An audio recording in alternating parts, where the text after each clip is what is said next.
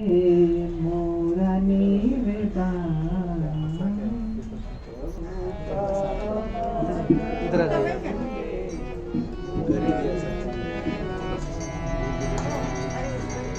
प्रभु तव पादायुगे मोरा निवेदन।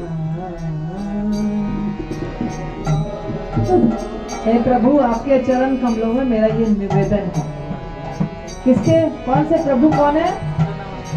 चैतन्य महाप्रभु, जगन्नाथ भगवान, बलदेव, सुभद्रा माता, नित्यानंद प्रभु, लड्डू गोपाल, जो भी आपके घर में विग्रह हैं, उनके चरण कमलों में हमारा निवेदन है। प्रभु तव पादायुगे मोर निवेदन। पादायुगे मोर निवेदन। नाही मांगी देह सुखा, नाही मांगी देह सुखा, विद्यादान जान। नाही मांगी देह सुखा, विद्यादान जान। हमें अपने शरीर का भी सुख नहीं चाहिए और बहुत सारी विद्या भी नहीं चाहिए, बहुत सारा धन भी नहीं चाहिए। नाही मांगी स्वर्ग मोक्ष, नाही मांगी, नाही मांगी स्वर्ग मोक्ष, नाही मांगी। ना करी प्रार्थना कोनो, ना करी प्रार्थना कोनो, विभूतिर लागी। स्वर्ग भी नहीं चाहिए, कोई बड़ा सा बड़ा अच्छा लोक नहीं चाहिए, मोक्ष भी नहीं चाहिए और कोई भी सिद्धि नहीं चाहिए जिसको प्राप्त करने के लिए लोग बहुत प्रयास करते हैं, वो भी नहीं चाहिए। निज कर्म गुण दोषे जय जन्म पाए। निज कर्म गुण दोषे जय जन्म पाए। जन्म जन्म जनो तव, जन्म जन्म जनो तव नाम गुण गाए। जन्म जन्म नाम गुण गाए। हम अपने कर्मों के अनुसार अलग अलग प्रकार के शरीर प्राप्त करते हैं। हमारे अंदर बहुत सारे दोष हैं, गुण हैं, उसके अनुसार शरीर मिलता है। लेकिन मेरी ये इच्छा है, मेरा ये निवेदन है कि हर जन्म में हम आपका, सिर्फ आपका नाम का गुणगान करें और कोई इच्छा नहीं है। यही मात्र आशा मामा,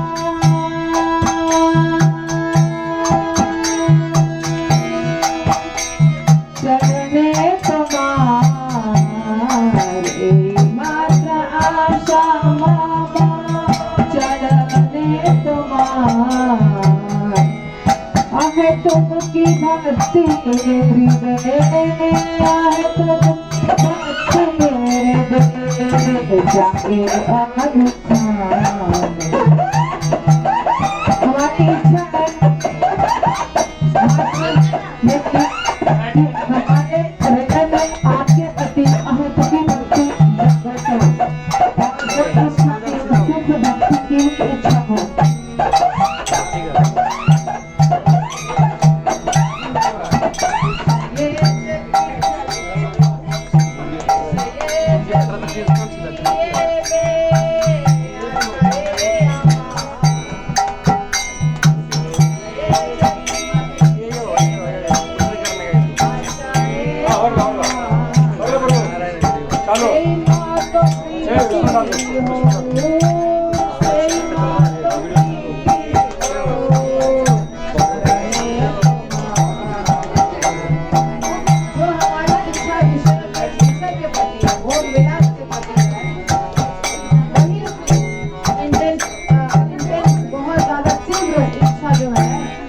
के प्रति वही इच्छा हमारी आपके प्रति जागृत हो, आपके चरण कमलों के प्रति जागृत हो।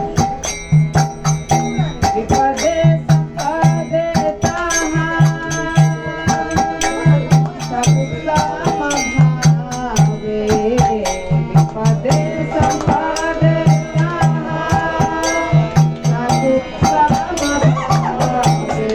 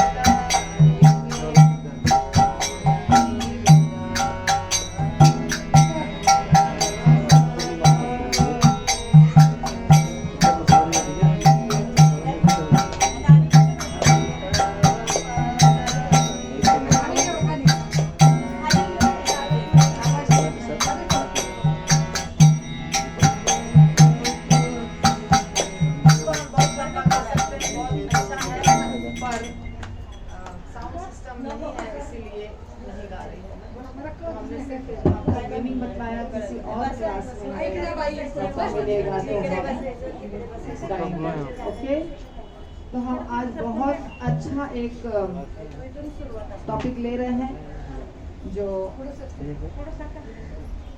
इतना अच्छा है कि सार है हमारे भक्ति का। ओम अज्ञानतिमिरान्धस्य ज्ञानाञ्जनशलाकया चक्षुरुन्मीलितं येन तस्मै श्रीगुरुवे श्री चैतन्य मनोभीष्टं स्थापितं येन स्वयं रूपं तदान्यं ददाति स्वयं। वन्देऽहं श्रीगुरु श्रीयुतापदकमलं श्रीगुरुं वैष्णवांश्च श्रीरूपं साग्रजातं शरणं साद्वैतं सावधूतं परिजनसहितं कृष्णचैतन्यं श्री राधा कृष्ण ललिता श्री विशाखान्वितांश्च। जय श्री कृष्ण चैतन्य प्रभु नित्यानंद श्री अद्वैत गदाधर श्रीवासादि गौर। हरे कृष्णा कृष्णा कृष्णा हरे हरे, हरे राम राम राम। तो आज बहुत अच्छा दिन है कि हमारे घर वैष्णव आए हैं इतने सारे, और भी ज़्यादा वैष्णवों की उम्मीद है मुझे, लेकिन कोरोना के चलते शायद नहीं आ पाएंगे ज़्यादा, और वर्किंग डे है। लेकिन आज के दिन हमने क्यों रखा है आपको पता है, क्योंकि मेरे बेटे का आज बर्थडे है। हम चाह रहे हैं कि आप सब आशीर्वाद दें उसको कि ताकि वो भी भक्त बन सके। वो बिल्कुल भी भक्त नहीं है, और जब तक व्यक्ति भक्त नहीं बनेगा तब तक वो जीवन में उसे कभी भी शांति प्राप्त नहीं होगी। और वो चाहे करोड़ों रुपए हो जाए उसके पास, अरबों रुपए हो जाए, खरबों रुपए हो जाए, पूरी सृष्टि हो जाए उसकी, फिर भी दिमाग में शांति नहीं रहेगी। शांति सिर्फ भगवान के चरण कमलों में है और कहीं भी नहीं है। इस बात को समझना पड़ेगा। और जो समझ जाएगा वही शांत रहेगा, वही सुखी रहेगा, वही खुश रहेगा। नहीं तो भौतिक संपत्ति बहुत रह सकती है, नाम बहुत हो सकता है आपका, लेकिन आपके दिमाग में बेचैनी हमेशा रहेगी। एक कुछ खोज रहेगी जिसके पीछे आप भागते रहेंगे और आपको पता नहीं है कि आप किसके पीछे भाग रहे हैं। आपको लगता है कि आप अगले टारगेट के पीछे भाग रहे हैं, पर वो टारगेट तो एंडलेस है, वो कहीं नहीं खत्म होने वाला है। ऐसा कोई पॉइंट नहीं है कि वहां जाके टारगेट आपका खत्म हो जाएगा, अचीवमेंट का जो टारगेट होता है। लेकिन जब भगवान की भक्ति करते हैं तो बस एक ही टारगेट होता है, कृष्ण की प्रसन्नता, भगवान की प्रसन्नता और गुरु की प्रसन्नता। और हमारा जो प्रयास होता है वो शुरू में कम हो सकता है, बाद में ज्यादा हो सकता है। हो सकता है किसी भक्त का बहुत ज्यादा हो, किसी का भक्त बहुत कम हो, पर हर चीज, एवरीथिंग इज एब्सोल्यूट। चाहे आप छोटी सी कोई सेवा करें या बहुत बड़ी सेवा करें, पर सारी सेवा कंप्लीट है अपने आप में, क्योंकि आप कृष्ण के लिए कर रहे हैं। कृष्ण के लिए जो भी किया जाता है वो कंप्लीट रहता है और इसीलिए संतुष्टि मिलती है, सुख मिलता है, आनंद मिलता है। और आप त्याग की भावना से सारा कार्य करते हैं, प्राप्त करने की इच्छा से नहीं। जब आप छोड़ना शुरू करते हैं इस दुनिया को तो अपने आप आपको सुख और शांति मिलने लगती है। जब आप पकड़ना चाहते हैं इस दुनिया को तो हमेशा क्या मिलेगा? दुख मिलेगा, अशांति मिलेगी। इसीलिए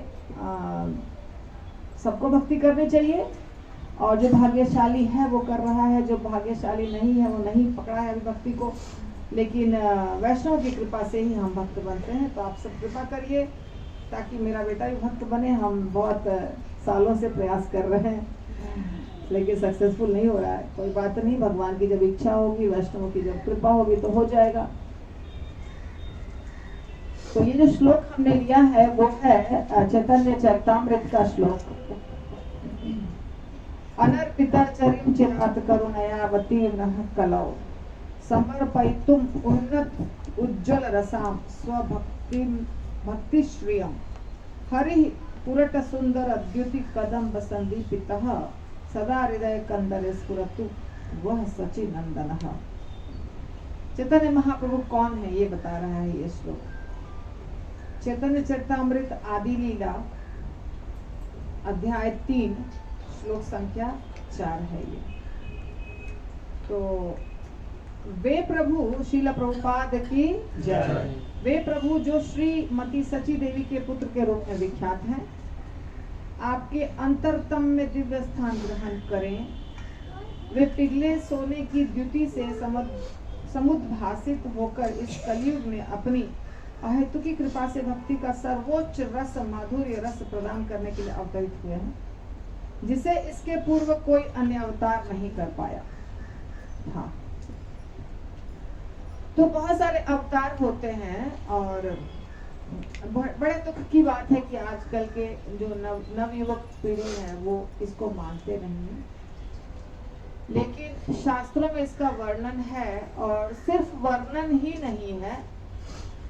आज भी जो व्यक्ति भगवान की भक्ति करता है उसे भगवान दर्शन देते हैं, उसके साथ आदान प्रदान करते हैं, उसके साथ बातें करते हैं। अगर ये सिर्फ कल्पना होती तो ये तो नहीं होता जो हो रहा है। तो भगवान अलग अलग युगों में अलग अलग रूपों में आते हैं आवश्यकता के अनुसार। जैसी आवश्यकता होती है जिस जगह पर और जिस प्रकार के सेवा की आवश्यकता होती है उस प्रकार की सेवा करने के लिए भगवान आते हैं। चैतन्य महाप्रभु का जो रूप है वो कंप्लीट पूर्ण रूप है, वो कोई पर्टिकुलर सेवा के लिए नहीं है। भगवान कोई खास सेवा के लिए जब अवतरित होते हैं तो वो जैसे मछली का रूप लेके, कुर्म का रूप लेके, वराह का रूप लेकर के, या रामचंद्र जी जो आए थे राज्य चलाने के लिए, वो भी एक प्रकार का अवतार था।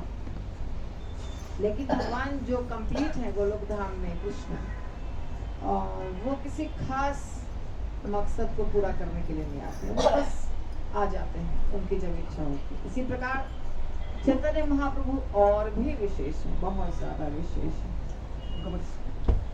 ये हमें तब पता चलेगा जब हम चैतन्य चरितामृत को पढ़ेंगे, चैतन्य भागवत को पढ़ेंगे, चैतन्य मंगल को पढ़ेंगे, चैतन्य महाप्रभु के किसी भी पुस्तक को पढ़ेंगे जो उनके भक्तों के द्वारा लिखा गया है। तो कई बार ऐसा होता है, नए जो पीढ़ी के लोग हैं जिनको विश्वास नहीं है भगवान के ऊपर, उन्हें वो बहुत तर्क करते हैं कि कैसे माने कि ये बुक सत्य है, ये ग्रंथ सत्य है। सच बात है, अगर आप भौतिक दृष्टि से देखेंगे तो पूरे जीवन में कभी भी आप इस निष्कर्ष पे नहीं पहुंच पाएंगे कि भगवान है, क्योंकि भगवान जो तत्व होते हैं वो भौतिक आंखों से, भौतिक दिमाग से, भौतिक शरीर से नहीं मिलते हैं। उसके लिए आध्यात्मिक चेतना हमको चाहिए, और हम जब आध्यात्मिक चेतना से शुरू करते हैं भगवान को प्राप्त करने की कोशिश, तो हमें प्राप्त हो जाता है। तो ये सबसे पहला पॉइंट है कि आध्यात्मिक चेतना में पहुंचना पड़ेगा। भौतिक चेतना से भगवत तत्व प्राप्त होने वाले बिल्कुल नहीं, बिल्कुल। तो चैतन्य महाप्रभु ने जो अवतरित हुए थे, जो इनका रूप था, वो भगवान का प्रेम सबको बांटने के लिए, भगवत प्रेम बांटने के लिए, खास करके इसी के लिए अवतरित हुआ। अब कितना मुश्किल चीज है, देखिए, भगवत प्रेम कृष्ण भी नहीं बांटते हैं, कोई नहीं बांटते, क्योंकि ये तो अमूल्य रतन है। आप खुद सोचिए, इतना दिन से माला कर रहे हैं, इतना दिन से प्रयास कर रहे हैं, भगवत प्रेम जागृत हो गया क्या? नहीं हुआ जागृत। लेकिन चैतन्य महाप्रभु जब किसी को छू देते थे तो वो प्रेम से नाचने लगता था। कितना आसान था ना उस समय, भगवान के सामने केवल जाने की जरूरत थी बस, क्योंकि वो आए ही थे इसी मकसद से। तो इसके पीछे इतना सुंदर तरीके से वर्णन किया है कृष्णदास कविराज ने कि पूर्ण भगवान कृष्ण ब्रजेंद्र कुमार गोलोक ब्रजेर सह नित्य विहार। कृष्ण भगवान जो है वो पूर्ण है, गोलोक धाम में रहते हैं, विचरण करते हैं, लीला करते हैं नित्य रूप से। ब्रह्मार एक दिने तिहो एक बार अवतीर्ण होया करे न प्रकट विहार। और ब्रह्मा के एक दिन में सिर्फ एक बार आते हैं अपनी दिव्य लीला प्रकट करने के लिए। कौन? कृष्ण। तो आपको लगेगा ऐसा कैसे हो गया? कृष्ण तो हर द्वापर में आते हैं, यही लग रहा है ना? तो हर द्वापर में जो आते हैं वो गोलोक धाम वाले कृष्ण नहीं, वो तो क्षीर सागर में जो भगवान शयन कर रहे हैं उनके अवतार हैं। गोलोक धाम से कृष्ण जो आते हैं वो सिर्फ ब्रह्मा जी के एक दिन में एक ही बार आते हैं। सत्य त्रेता द्वापर कली चारी युग जानी, से ही चारी युगे दिव्य एक युग के बाद। चार प्रकार के नहीं, वो चार्ज नहीं है, इसलिए उसके ऊपर भरोसा मत करिए। तो 4 प्रकार के युग होते हैं, सत्य, त्रेता, द्वापर और कली, और चारों को मिला दिया गया तो उसे कहा जाता है एक दिव्य युग। यानी चारों युग एक एक बार, सत्य, त्रेता, द्वापर और कली। वास्तव में सत्य के बाद द्वापर आता है, तब त्रेता आता है। सिर्फ इसी बार ऐसा हुआ है कि सत्य के बाद त्रेता आ गया है, उसके बाद द्वापर आया है। ये इस बार सिर्फ हुआ है, नहीं तो सत्य, द्वापर और त्रेता और कली होता है। तो जो भी हो, ये 4 युग जब इकट्ठे एक राउंड मार लेते हैं तो उसको कहते हैं एक दिव्य युग। 71 चतुर्युगे एक मनवंतर, 14 मनवंतर ब्रह्मार दिवस और 71 दिव्य युग, मतलब 71 बार ये 4 युग जब घूमेगा तो ब्रह्मा के एक दिन में, हाँ, तो ये एक मनवंतर बनता है, एक मनवंतर। और ब्रह्मा जी के एक दिन में 14 मनवंतर होते हैं। ये कारण बता रहे हैं कि कैसे और कब भगवान आते हैं। वैवस्वत नाम ए सप्तम मनवंतर 27 चतुर्युग हर अंतर। और वर्तमान युग जो है, अभी जो चल रहा है, उसमें वर्तमान जो मनु है वे हैं 7वें मनु। 14 मनु होते हैं और ये कौन से नंबर है? 7वें मनु का समय चल रहा है। और ये वैवस्वत मनु जो है विवासवान के पुत्र हैं, सूर्य देव का विवासवान के पुत्र हैं। इनकी आयु जो है वो 27 दिव्य युग, इनकी आयु का 27 दिव्य युग बीत गया, 28वां चालू है। तो अष्टाविंश चतुर्युगे द्वापर शेष ब्रजेर सहिते सह कृष्ण प्रकाश। 28वें दिव्य युग अर्थात द्वापर नामक युग के अंत में भगवान कृष्ण अपने नित्य ब्रजधाम के संपूर्ण साथ सामान के साथ पृथ्वी पर प्रकट होते हैं। तो 28वें युग में जब प्रकट होते हैं भगवान कृष्ण, वो है गोलोक धाम के कृष्ण। दास्य सख्य वात्सल्य श्रृंगार चारी रस, चारी भावेर भक्त जो तो कृष्ण तारवश। तो अब ये कितने प्रकार के रस होते हैं? दास्य रस, सख्य रस, वात्सल्य रस और श्रृंगार रस। शांत जो है उसको रस नहीं कहा जाता है। शांत तो बस, शांत मतलब शांत। रस रस किसे कहते हैं? जब कुछ एंजॉयमेंट हो रहा है, जब आप कुछ सेवा कर रहे हैं। और शांत जो होता है मतलब कोई सेवा भाव उसमें नहीं है, कोई इंटरेक्शन नहीं है। तो 4 रस हैं और चारी भावेर भक्त जो तो कृष्ण तारवश। जो ये 4 रस में है उसके वश में कृष्ण है। समझ में आई बात? 4 रस में से किसी भी रस में आप हो सकते हैं। कौन कौन से रस? दास्य, सख्य, वात्सल्य और माधुर्य। इसमें से किसी एक रस में होना ही पड़ेगा, तभी कृष्ण को प्राप्त कर पाएंगे, नहीं तो कृष्ण को प्राप्त नहीं कर पाएंगे। क्योंकि कृष्ण उसी व्यक्ति के वश में होते हैं जो इसमें से किसी रस में होता है। अभी अंतर को समझ जाइए, इसके लिए आज मैं ये क्लास ले रही हूँ। अंतर समझ जाइए। दास सखा पिता माता कांता गण लोहिया, ब्रजे क्रीड़ा कौरे कृष्ण प्रेमाविष्ट होइया। ब्रज मंडल में भगवान प्रेम के वश में, प्रेम के आवेश में लीला करते हैं। लेकिन कैसी लीला करते हैं? यही 4 तरीके की लीला। कौन कौन? दास, सखा, माता पिता और प्रेमिका कांता। ये 4 रस के ही सारे भक्त पूरे ब्रजमंडल में होते हैं। और ये 4 रस में जो होते हैं उनके साथ भगवान ब्रज में लीला करते हैं। यथेष्ट बिहारी कृष्ण कौरे अंतर्दान, अंतर्दान कोरी माने कौरे अनुमान। अब क्या हो गया? जब तक इच्छा होती है भगवान लीला करते हैं, फिर वो अंतर्धान हो जाते हैं। कृष्ण का मन हुआ कि बस अब हो गई समाप्त लीला, अब उनको जाना है वापस कहाँ? अपने नित्य धाम। जब अंतर्धान हो जाते हैं तो सोचते हैं, क्या सोचते हैं? चिरकाल नाही कोरी प्रेम भक्ति दान, भक्ति बिना जगत तेरे नाही अवस्था। बहुत समय हो गया, अभी तक मैंने भक्ति का दान नहीं किया किसी को। क्या सोचते हैं? जब चले जाते हैं गोलोक धाम तब सोचते हैं बहुत समय हो गया, भक्ति हमने बांटी नहीं है, मुफ्त में नहीं बांटी है। और क्या सोचते हैं? सकल जगते मोरे कोरे विधि भक्ति, विधि भक्ति ब्रज भाव पाइते नहीं शक्ति। पूरी दुनिया जो है वो मेरी वैधि भक्ति से सेवा करता है, पर वैधि भक्ति में वो शक्ति नहीं है कि ब्रज भूमि के भक्तों के प्रेम भाव को प्राप्त किया जा सके। समझ में आ रही है बात? वैदिक भक्ति किसको कहते हैं? हम जो कर रहे हैं वो वैदिक भक्ति है। वैदिक भक्ति का मतलब है विधि विधानों का पालन करना, दिया जलाना, 3 बजे उठना, मंगल आरती में जाना, परिक्रमा करना, भोग लगाना, माला करना, ये सब क्या है?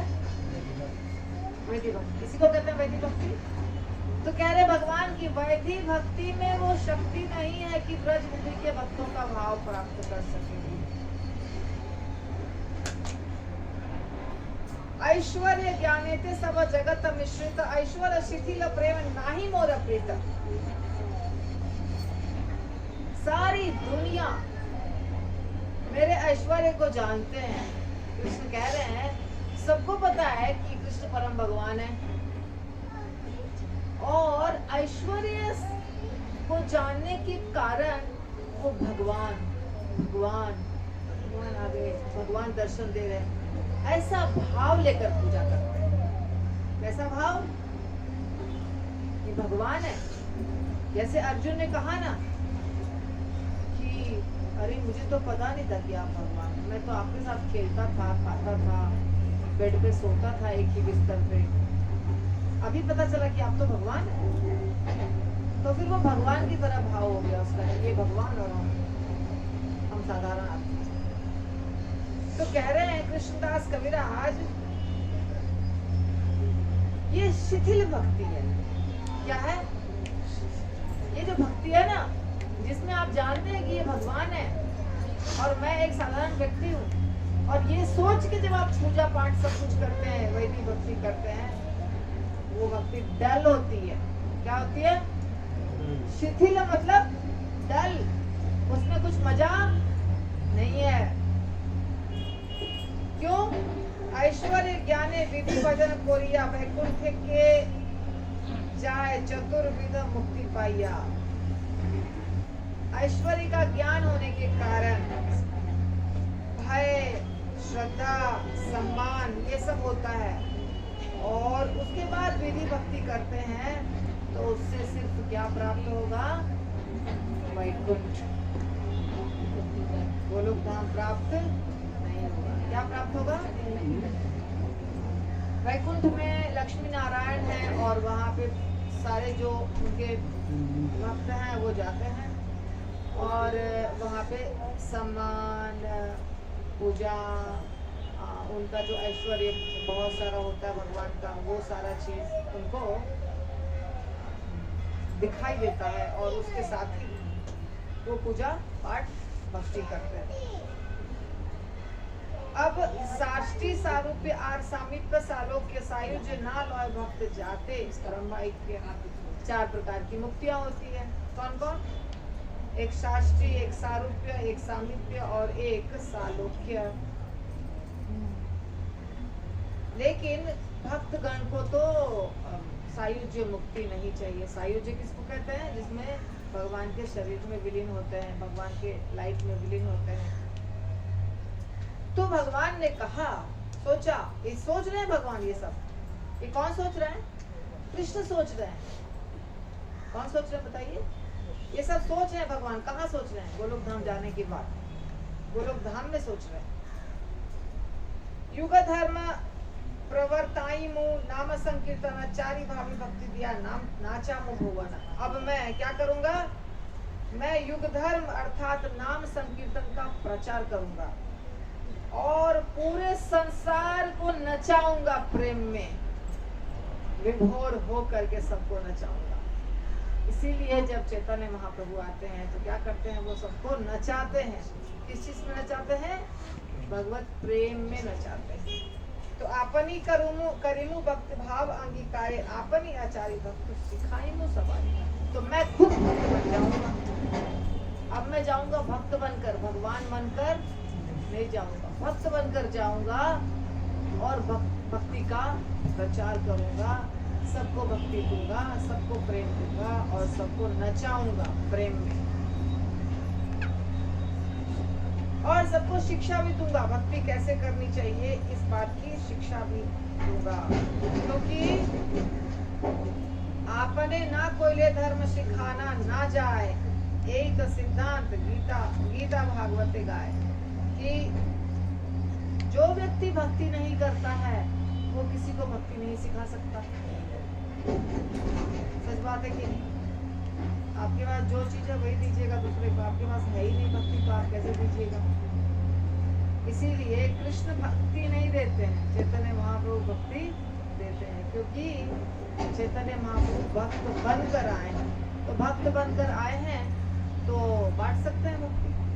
भक्त के पास भक्ति होती है, राधा रानी भक्ति बांट सकती हैं, कृष्ण नहीं बांट सकते क्योंकि कृष्ण के पास भक्ति तो है ही नहीं, कृष्ण तो भगवान है। तो इसलिए जब हम अभ्यास करेंगे भक्ति का, तब हम कोई भी चीज का जब अभ्यास करिएगा खुद, तब आप दूसरों को वो चीज दे सकते हैं। जब आपके पास है ही नहीं, आप कुछ प्रैक्टिस करते ही नहीं, हम खुद माला नहीं करेंगे और आप बोलेंगे माला करो, आप सुनेंगे मेरी बात? नहीं सुन। सच बात है ना? हम जो करेंगे वो आपको बताएंगे तो आप बोलेगा हाँ माता जी करती हैं, तो वही चीज हमको बता रही है क्योंकि वो खुद भी करती है। लेकिन अगर हम नियम का पालन नहीं करेंगे, हम माला नहीं करेंगे और आपको शिक्षा देंगे तो आप नहीं कर पाइएगा। इसी प्रकार भगवान जब खुद भक्ति करेंगे, ऐसा रूप लेंगे जिसमें भक्ति करेंगे, वो खुद यानी भक्त बनेंगे, तो आसान हो जाएगा ना पूरी दुनिया को सिखाना।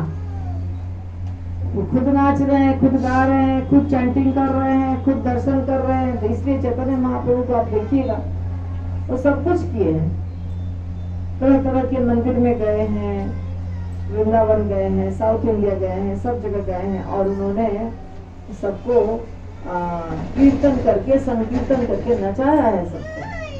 खुद गुंडीचा मार्जन किया उन्होंने, जगन्नाथपुरी में जो गुंडीचा का मंदिर है वहाँ स्वयं जाकर के उन्होंने सफाई की, पानी डाल डाल के, झाड़ू लेकर के समूचा सफाई किया उन्होंने। तो चैतन्य महाप्रभु स्वयं सब कुछ करते थे ताकि आसानी से सिखा सके।